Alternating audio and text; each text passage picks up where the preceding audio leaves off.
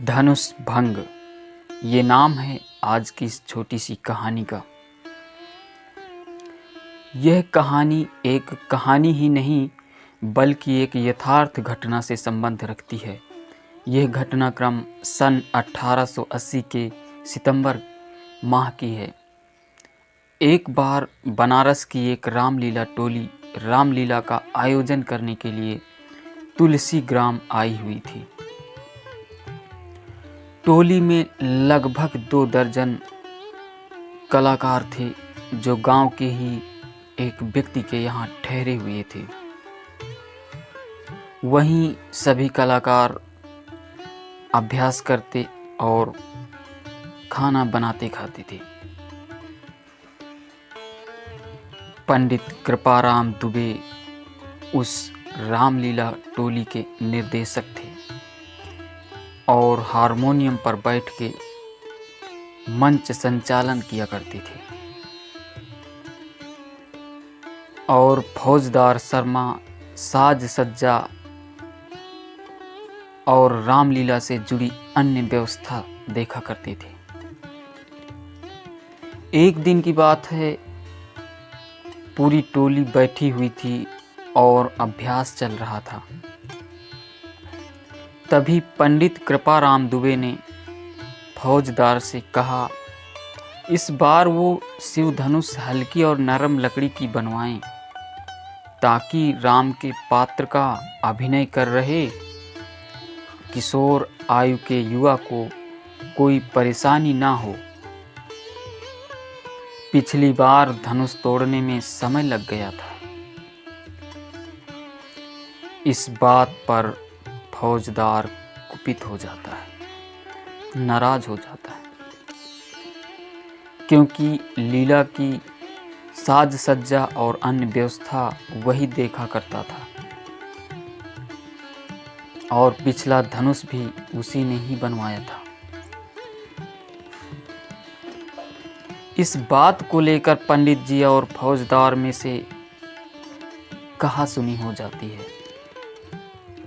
फौजदार पंडित जी से काफ़ी नाराज हो जाता है और पंडित जी से बदला लेने की सोच रहा था।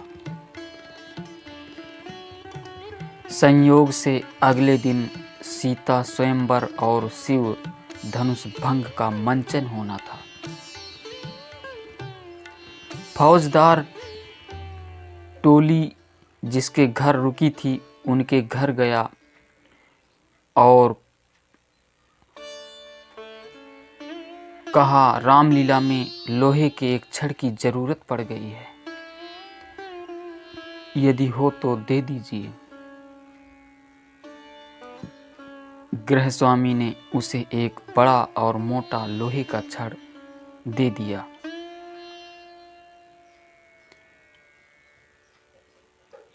छड़ लेके फौजदार दूसरे गांव किसी लोहार के पास जाता है और उसे धनुष का आकार दिलवा लाता है। रास्ते में उसने धनुष पर कपड़ा लपेटकर और रंगीन कागज से सजाकर गांव के एक आदमी के घर रख आता है। रात में रामलीला शुरू होती है तो फौजदार चुपके से धनुष बदल देता है और लोहे वाला धनुष ले जाके मंच के आगे रख देता है और खुद पर्दे के पीछे जाके तमाशा देखने के लिए खड़ा हो जाता है। रामलीला शुरू होती है। पंडित जी हारमोनियम पर राम चरणों में भाव विभोर होकर रामचरित मानस के दोहे का पाठ कर रहे हैं। हजारों की संख्या में दर्शक शिव धनुष भंग देखने के लिए मूर्तिवत बैठे हुए थे। रामलीला धीरे धीरे आगे बढ़ रही थी। सारे राजाओं के बाद श्री राम जी गुरु से आज्ञा लेने के उपरांत धनुष भंग को आगे बढ़ते हैं। पास जाने के उन्होंने बस धनुष को हाथ लगाया तो धनुष उससे उठा ही नहीं।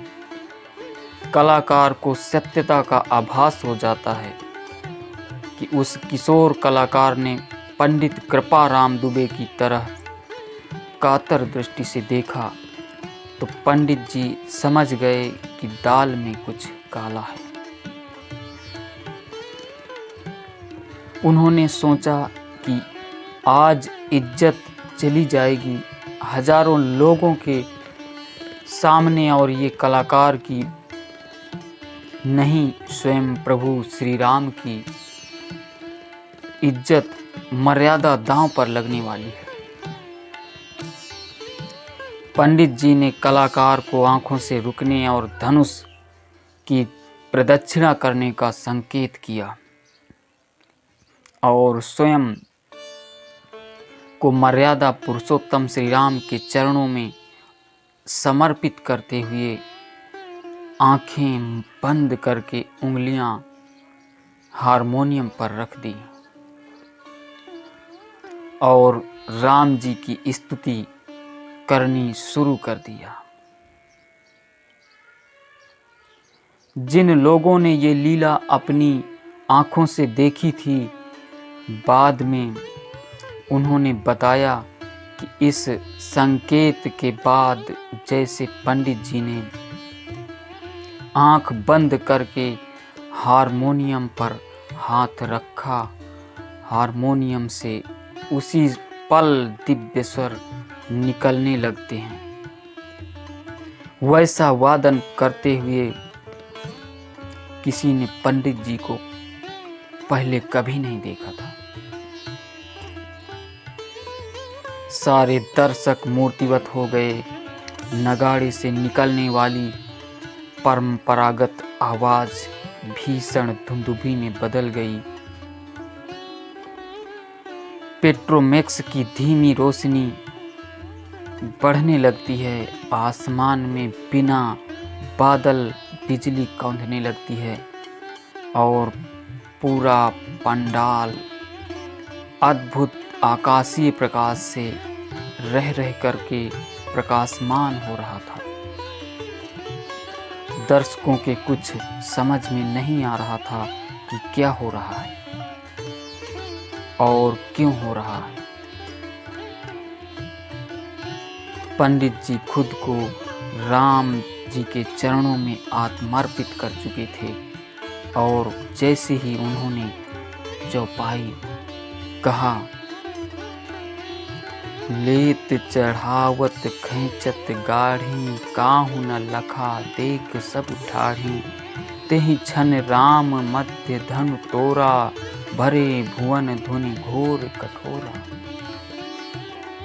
पंडित जी के चौपाई पढ़ते ही आसमान में भीषण बिजली कड़की और मंच पर रखे लोहे के धनुष को कलाकार ने दो भागों में तोड़ दिया। लोग बताते हैं कि ये सब कैसे हुआ और कब हुआ, किसी ने नहीं देखा। सब कुछ एक पल में घटित हो गया।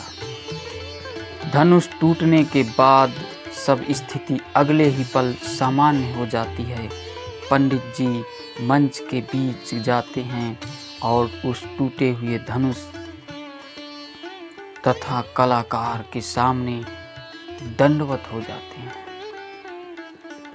लोग शिव धनुष भंग पर जय श्री राम का उद्घोष कर रहे होते हैं और पंडित जी की आंखों से श्रद्धा के अविरल अश्रु रूपी झरने निकल रहे होते थे।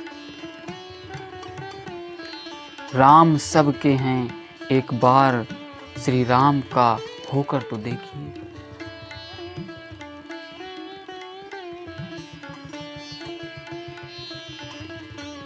सियावर रामचंद्र की जय। उम्मीद है मेरे प्यारे मित्रों, ये एक छोटी सी कहानी घटना आपको बहुत ही पसंद आई होगी। यदि पसंद आई हो तो एक लाइक कर दें, चैनल को सब्सक्राइब कर दें और अपने विचार हमें कमेंट बॉक्स में ज़रूर लिख कर बताएं।